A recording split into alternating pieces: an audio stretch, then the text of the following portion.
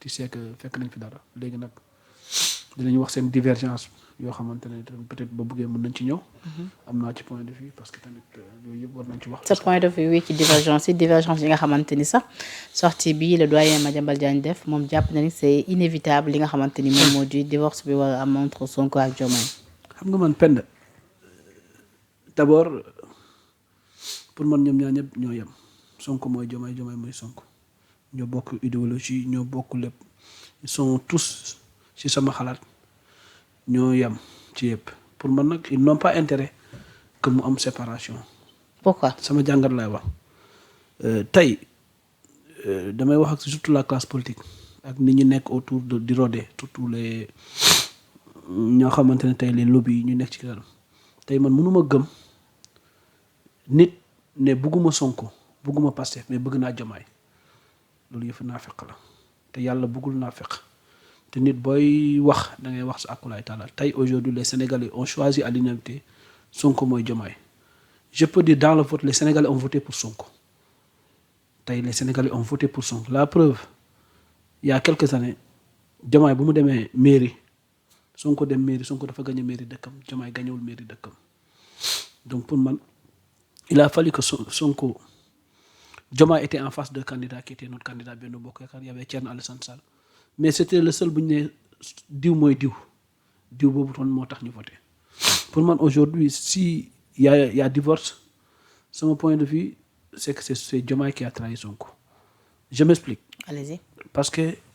ànd dama fonk ànd te dama fonk loyauté dama fonk en toutes circonstances il y a pas de loyauté par circonstance à géométrie variable soit on est loyal sur une personne soit on l'est pas parce que tey les Sénégalais ont voté pour Sonko parce que ils ont voté Diomaye mais ils ont voté pour Sonko parce que on les a dit que Sonko mooy Diomaye parce qu'on a fait la campagne avec le nom de Sonko partout. Personne pratiquement ne connaissait pas Diomaye. Ça veut dire que ça veut dire aujourd'hui Diomaye peut trahir Sonko mais aussi Diomaye a trahi peut-être le vote des Sénégalais parce que pour man ñoom ñaar ñoo war a ànd liggéey dépp la divergence tëju ci ab néeg régler leur divergence beneen bi mooy aujourd'hui mënuma gëm lu nit ñi di wax mooy Diomaye dafa am information sur Sonko Diomaye est président de la République tu sais buñ moytul lii moo sànq ñu bëri wala les fonctionnaires qui sont dans les présidences ñoo indi wala à côté ñoo indi les problèmes mooy lan toi tu es politique tu arrives au pouvoir parce que ay carte ñoo la yóbbu au pouvoir boo ñëwee ba ci pouvoir bi ñu ne la non yaay des réalités du pouvoir mooy lan moytul diw defal nii te man dama gëm ne Diomaye était fonctionnaire de l'État damay déglu Diomaye était fonctionnaire de l'État état boobu noonu tey il y a eu un temps l'État a fait face à Sonko et ce même Diomaye était aux côtés de Sonko et en étant aux côtés de Sonko il a insulté ou bien peut-être il a insinué des mots yoo xam ne tey moo waral mu dem prison par sa loyauté à Sonko maintenant qu'est-ce qui a changé ce même Diomaye fonctionnaire aujourd'hui qui est chef d'État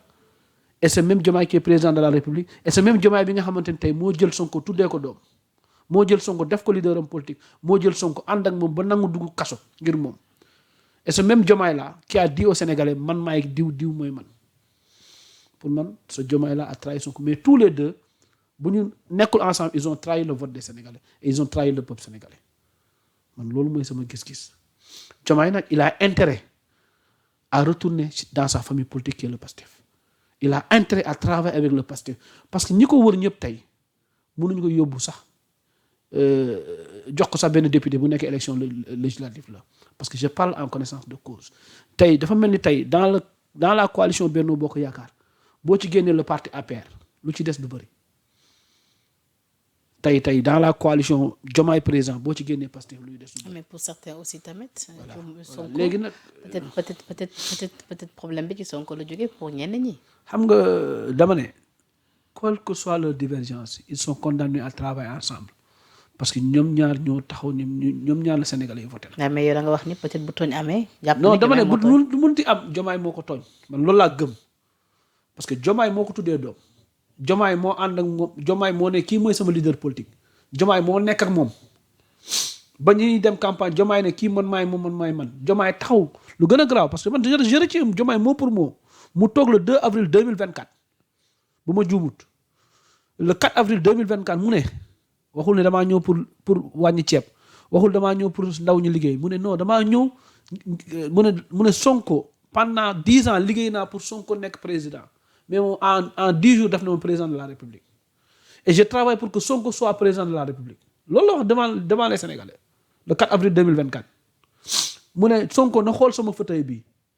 mu ne je vais le rendre super fort dinaa changer ay loi def ko un super ministre super fort donc Diomaye nous a décliné ses ambitions. Et justement est-ce que ku wax loolu tey jii. waaw non dama ne man loolu laa ko jàpp man kaddu laa ko jàpp ndax kooku mën nañ jàpp ne après moom. non dama ne non man kaddu laa jàppee mën nit na xam nga jógee ci man moom. kaddu laa jàppee nit dafa taxaw ci Sénégalais wax tagg ko wax ko tuddee ko doom def ak moom lépp au delà de ça taxaw le 4 avril waxul ne damay wàññi ceeb waxul ne damay dindi le train de vie de l'État waxatuñ ci lu ñu diggoon Sénégalais yi mooy loi góor jigéen waxatuñ ci dara dafa ne man je travaille pour que Sonko soit président de la République loolu la ñu wax Sonko xoolal sama fauteuil mais donc Sonko bu xoolee fauteuil bu liggéeyee pour Sonko je pense que il doit pas avoir problème maintenant nag y a des fonctionnaires qui sont autour qui sont là qui étaient avec Macky Sall que ce soit à la présidence que tu prends Omar Samba qui est là qui était secrétaire général de la présidence de Macky Sall tu prends une personne comme par exemple un Sonar qui est le diplômé du président de la République qui est le chef diplomatique du président de la République qui était avec Macky Sall et d'autres on peut en citer et c'est les mêmes fonctionnaires ñoo lay tëj ci am néeg ne la non y a la réalité de l'État y a le lii et ils vont t'isoler bu ñu la isoler nag fekk yow fa nga egg politique moo la fa yóbbu te politique boobu moo yóbbu c'est un appareil que tu as été avec cet appareil là muy le Pastef et man je suis contre le Pastef je suis contre Ousmane Sonko je suis contre Diomaye Faye parce que damaa yam ne ñoom ñaar ñëpp ñoo bokk idéologie ñoom ñaar ñëpp benn lañu te ñoom ñaar ñëpp tey ñoo tële pour jiite réew mi encore une fois mais par lu ñu war a jàngale Sénégalais yi lu ñu war a jàngale suñu doom yi lu ñu war a jàngale ñi ñuy seetaan lu ñu war a jàngale tey ñi ñuy xool mooy la loyauté en toutes circonstances man loolu laa gëm ci politique mooy boo wàccee yoon rek yoon boobu ci laa nekk man j'ai soutenu Macky Sall en toutes circonstances mais bu ma jàppee ne dafa am convidence ñu ngi waaj a def loo xamante ne arrangé wul Sénégal lu ñu waaj lu ma gëmul dama taxaw jàmmaarloo moom loolu laa gëm et Diomaye aussi est nuancé parce que aussi il est nuancé mooy lan il fait semblant que dafa xuloo ak Sonko il dit aux autres allez-y il fait ceci cela et pour man je pense que tey aujourd'hui là n'est pas le problème c'est que dañoo war a taxaw ci soxla askan bi dañoo war a liggéeyal askan bi dañoo war a defaral askan bi parce que tu sais aujourd'hui dinañ ci ñëw mooy béykat yi ñu ngi taxaw war a jaay seen gerte. waaw mais tey sax xëtu yéenekaay yëpp moom la ñu xëyee. gis nga tamit maire ba Fouta bi ñu wax depuis boobu également il compte pas se laisser faire nee nañ dañu bëgg ñu écouler li nga xamante ni moom moo di seen gerte yemuñu ci tamit nee nañu quitte à ce que ñu ubbi frontière yi ñu mun a jaay seen gerte foofee parce que état li mu teg comme solution à savoir Sonacos jënd gerte bi yëpp jàpp ni mel mënul nekk. waaw xam nga. c'est compliqué finalement donc te gis nga le PM quand même li nga xamante ni yëkkati na ko ci kaddu ak tamit gis-gis bi nga xamante ni Mabouba Diagne def na ko ci ba sax rappeler li nga xamante ni jot nañ ko def pour une bonne campagne arachidière. xam nga d'abord Mabouba Diagne c'est le ministre de l'agriculture le plus nul de l'histoire du Sénégal ça c'est de un. Il est lui dans la comédie il est dans le spectacle. Il est dans la politique politicienne il est dans le voyement il est dans l'influence buggu ruwaar maintenant nag l'agriculture c'est benn poste stratégique la boo xamante ne 1 + 1 = 2 amul tâtonner amul à peu près moom même dans son cabinet dans son ministère je pense que même le secrétaire d'État moo ko gën a teey te pourtant il est de Pastef le ministre Ba comment il s'appelle même Alpha Ba parce que lan nit da nga war a teey da nga war a boo ñëwee ci ministère da nga war a déglu les techniciens d'agriculture mooy lan moo indi problème bi ci écoulé 900 000 tonnes te pourtant ñun à notre époque on a eu 1 600 000 tonnes de reco excusez-moi ñu seetaan parce que lan dañuy jàpp ne lii musu fee am alors que si 1 600 000 tonnes nguur gu fi jàll daal nañ ko écouler mais ñi 900 000 tonnes mënuñu ko écouler le problème fan la. Qu'est-ce qu'il explique le problème. Ouais. Parce que amul conseil interministériel bu ñu waroon def dañ ko defee Ndiaffate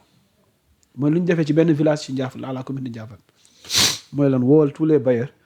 woo les trucs agriculteurs woo leen pour que excusez-moi dama xaw a soj. oui. woo les bailleurs woo le secteur agricole les paysans les coopératives ak les banques loolu la ñu waroon def woo le ministère des finances woo le ministre de l'économie mobiliser les fonds pour que ñu lancer la campagne fixer les prix mais loolu defuñu ko. yéen c'est ce que vous faisiez. c'est ça qu'on faisait ba pare ubbi marché bi pour les Chinois protéger le Sénégal à travers le Sénégal mooy la capitale semencier parce que c'est important parce que tamit loolu lañ ciy veiller toujours beneen bi y a la Sonacos béykat bi il a le choix jaay Sonacos il a le choix jaay les partenaires les autres partenaires fekk kenn du mer on fixé le kilogramme bu ñu mu ñëw fixé 280 mais 280 mooy kenn du ko wàcc mooy béykat bi doon jaay gerte ba téeméer mais pourtant ñëpp doon béy parce que aujourd'hui si on nous dit que la Sonacos day jënd 450 000 tonnes penn mënul nekk. ñoom amuñu fuñ ko stocké. daaw lu ñu jëndoon 150 000 tonnes ñu jëndoon lu ñu ci utilisé matul 20 000 tonnes gerte gaa ngi stocké wu ba tey. donc est-ce une bonne est-ce que. léegi nag je veux dire est-ce une bonne idée. léegi li ma gëm mooy. ce qu'ils ont proposé à savoir l'ouverture des frontières ñu mun a écouler seen produit. c'est une très bonne idée maintenant est-ce que bu ñu ubbee taxe yi ñu teg chinois est-ce que dinañ ko mën a jënd est-ce que yombalal nañ est-ce que les Chinois sont préparés aussi pour indi xaalis bi noonu parce que tey béykat yi tey mënatul xaar parce que on est mois de janvier parce que bu yàggee gerte gi day yàqu seen loxo. léegi nag ku jënd daaw 150 000 tonnes lu mu ci utiliser motul 20 000 tonnes ren mu ne la dana jënd 450 000 tonnes on ira dañuy dem delluwaat ci bon impayé te tey boo xoolee depuis daaw bon impayé am na presque parce que béykat bi lu muy dund moo gën a raw bon impayé mooy lan day dem leb pour inscrire doomam. day dem leb pour jàll nañ ci 31 décembre dem leb ci yenn ngénte dem leb ci pour lii dem leb ci laa tey bu yóbbu gerteem day leb saret bu mu ko yóbboo ci seko bi leb ko day leb pour mun a arranger gerte bi lebaat pour ñu mun a garder gerteem le imagine ta bu ñu jëndul gerteem nu muy demee. c'est compliqué. day compliqué. ouais. te loolu mooy doon problème bi léegi nag. 450 000 tonnes c'est impossible parce que ñu mënta jënd. ñu mënta jënd romb 150 000 tonnes daaw. ñun mënuñoo egg ci 450 000 tonnes. te beneen bi lu ñu am solo. mooy lépp problème mu xaalis la. parce que on a entendu que le premier ministre parle de 50 milliards. mais jàpp naa ne 50 milliards ne règle pas même le 50 milliards ne règle pas le problème 50 milliards mënut a jënd 450 000 tonnes. donc le problème c'est quoi. le problème c'est que amul benn planification bu ñu def loolu mooy tey situation bu ñu. est-ce que absence de planification boobu mooy indi selon toi woro ci kàddu wala ci gisin bi ñu gis ci diggante moom ak ki nga xamante ni moo di Mabouba Diagne. waaw loolu mooy dëgg loolu mooy lu am ba am mooy tey conseil intérimaire amul fu ñu waxtaanee amul. léegi nag comme nous avons un premier ministre. donte ne nag ci semaine bi ko topp le président en conseil des ministres santaane na à ce que le premier ministre ak ñi nekk ci gouvernement ñu yëngatu ci bu baax a baax su ko defee ñu mun a indi ay solution idoine su ko defee rek jaaykat yi mun a écouler seen produit balaa muy yàq seen. xam nga loolu charrue avant les bœufs loolu dafa war a nekk lu avant parce que gerte gi war nañ ko commencer jaay depuis mois de novembre. mais je veux dire wax na ko fàtte ci jamono bi nga xamante ni le PM jot na dem rencontrer ñi nga xamante ni ñoom ñoo di béykat yi ca bassin arachidier man li ma gëm mooy cette tournée du président bu mu def Casamance la Casamance elle est importante mais fu ñu tolloon boobu muy génn arachide moo xewoon te waroon mën a laal ba commencer par le bassin arachidier ak jëlaale Bawol bi foofu yëpp c'était une bonne tournée. bu ko demee dina mën a déglu paysans yi dina mën a déglu paysans yi déglu les coopératives déglu leen ñoom ñëpp dina mën a ak gouvernement bi dinañ mën a jël mesure sur place comme nu mu ko defee ci yenn zone yu mu demoon parce que urgence bi gën fële la moo ëppee parce que ñële on parle de yenn tali projet yi ñu war a pare ay tali mais ñi dañuy wax ne ñi yor seen marchandise war ko jaay te bu yàqoo seen loxo te ci la ñuy yaakaar pour mën a fay seen i bor donc fépp am na urgence mais urgence ba de moo gënoon am solo donc pour man loolu encore une fois mooy le président de la République il a un problème ñoom ñëpp dañoo am problème mooy xamuñu luy urgence léegi nag comme defuñu lu ñu waroon def tey dem na Casamance Tambambalu dina ñëw na pour moi, et encore il annonce au conseil des ministres mais mënoon na tey dem ci wetu paysans yi. Néanmoins nous avons vu que le premier ministre def na ko dem na il a pris le ballon ci rebond bi jéem a defaraat mais moom tamit on a vu qu'il l'a mal fait il n'a pas préparé cette visite il n'a pas préparé cette tournée parce que il n'avait pas tous les chiffres il n'avait pas la communication fu mu war a waxee harmoniser fu mu dem mu harmoniser communication et on a vu que mujj bi finalement on a vu une cacophonie au niveau du gouvernement. Ça veut dire que lui le premier des ministres il se dédouane pour dire que le ministre des finances bi le ministre de l'agriculture. moo tax juge dem moom selon lui. Voilà. jàpp na ni quand il y a échec. le PM C'est tout le monde quand il y a PM. mais su ndam amee moom moo koy. Voilà effectivement. da ngay partager cet avis. Effectivement je partage parce que le premier ministre est le patron du gouvernement moom mooy veiller tey képp kuy ministre tey moom mooy veiller xool nan nga war a le président. Mais pourquoi à la place mënuñoo saluer cette constance quand même du PM bi nga xamante ni quand il y a problème devant tout le monde il n'hésite pas à l'assumer à situer les responsabilités je veux dire dañu fay gis foofu benn absence totale de solidarité gouvernementale parce que moom il affirme que ni peut-être yëf yi waroon na gën a mun a baax bu ci ku nekk jouer partition. xam nga soxlawuñu muy tirer lu ñu soxla mooy tey Sonko bi doon tirer ci biti nekk opposition tey il a la possibilité de régler les problèmes donc loolu ñun ñoo ko war a def ñun ñi nga xamante ne amuñu les leviers pour régler les problèmes mooy lui il a tous les leviers dans ses mains parce que tey lu gën a mooy Pastef dañoo ñëw ñu jox leen le président de la République avec 54%. Sénégalais jox leen plus de 130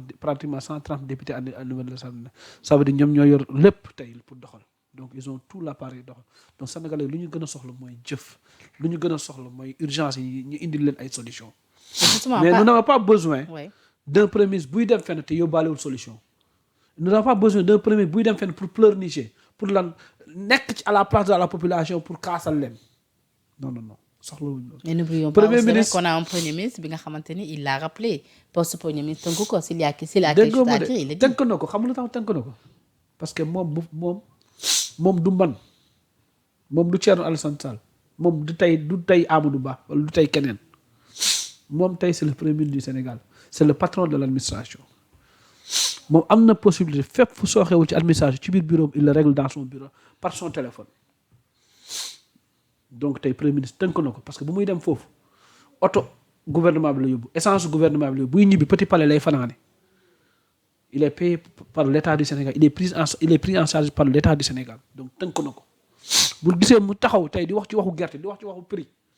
ça veut dire que poste premier ministre la bu mu nekkee en tant que opposant Ousmane Sonko amuloon cette possibilité amuloon tey information yu mu am tey ba di wax ne Sonacos dina jënd 450 jox naa leen instruction donc tënk na ko. Et suñu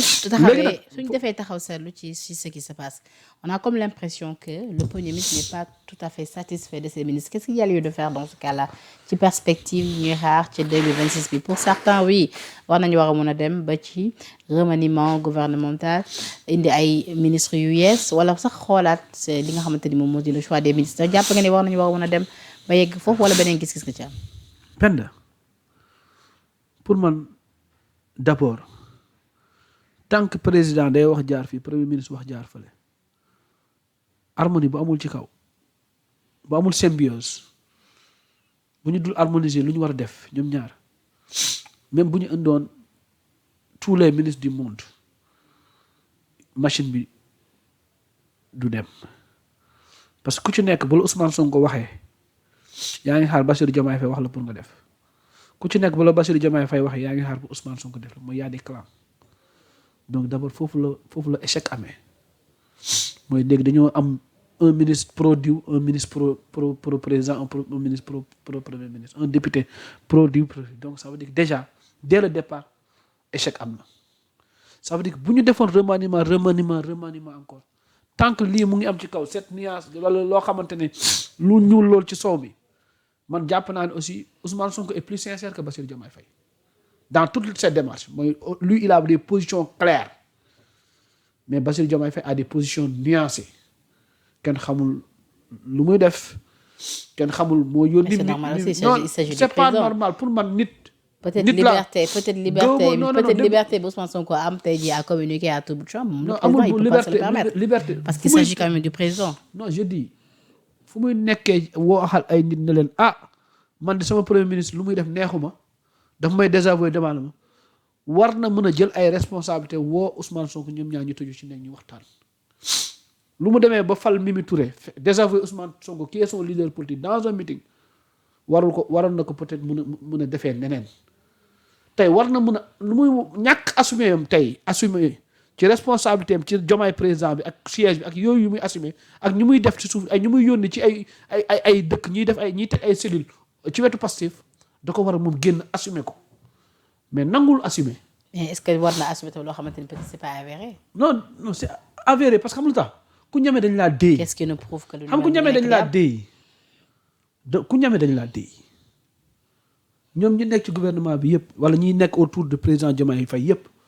bu ñu ñamee Ousmane Sonko tey parce que dañ leen a déey dañu wax ne dëgg ñun ci opposition ñame nañ Ousmane Sonko parce que xam nañ ne gëmuñu ko ànd nañu ak moom. mais souvent tam dañ leen di reprocher que ni ñemewu leen Sonko dëgg-dëgg. lu ñu ragal ci amul lu ñu ragal ci moom parce que on a fait face à lui maintenant peut-être lu ñuy xaar mooy sa méthode c'est pas notre méthode. on a des méthodes différentes. d'accord alors mais li ma gëm mooy ñi nekk ci ginnaaw ça veut dire que tant que ñoom ñaar amuñu déggoo boobu. pour man c'est pas un problème de gouvernement. C'est un problème de ces deux personnes-là. Donc ceci revient que le problème du Sénégal tey c'est Ousmane Sonko et Bassirou Diomaye Faye. Madiambal Diagne lui exige quand même la démission de Ousmane Sonko. Ça c'est son point de vue. Pour man aujourd'hui ce gouvernement ce pouvoir appartient à Ousmane Sonko. Il faut le dire parce que nit da ngay wax dëgg moo ci sonn moo ci dem prison moo ci def lépp moo ci gatsa moom moo ci jouer film moo ci jouer théâtre moo ci feebarlu moo ci def lépp ba yegg si fii donc lu munti xew tamit c'est son pouvoir lu munti xew c'est le pouvoir de Pastef ñoom ñoo toj ñoo taal ñoo xeex ñoo déterminé wu. D'accord. Donc ça veut dire que tey 5 ans yi ñoom ñaar ñoo ko war a ànd gouverner ko waxtaanee seen problème si y a démission d'Ousmane Sonko ça veut dire que Bassirou Diomaye Faye doit démissionner et pour par élégance organiser des élections yoo xam ne ñëppay bokk. Et parlons de loolu man loolu laa gëm en fait loolu mooy sama point de vue. Parlons de Madiambal Diagne noo jàngatee l'affaire Madiambal Diagne jàpp bi ñu jàppoon soxnaam doomam sëriñam tey ñu bàyyi doomam bàyyi soxnaam sëriñam ba tey en détention ci jano bu mu def ak Aïssatou Diop Fall mu ngi wax ni jàpp na ni tey jii sëriñam kenn waratu ko téye que oui mi ngi exiger tey demander li nga xamante ni moom moo di sa libération jàpp na ni tamit ce qui s'est passé jàpp bi ñu jàpp jabaram ak doomam moom prise d'otage la ko jàppee te jàpp na lu ñu mel tamit rafetul ci xar kanamu Sénégal rawatina ci biti réew. la preuve en est que tey li mu waxoon yëpp am na dëgg ci gouvernement bi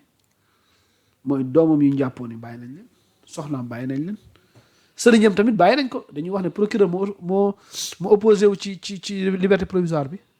te dem nañu chambre d'accusation ba dinañ dem peut-être ba cour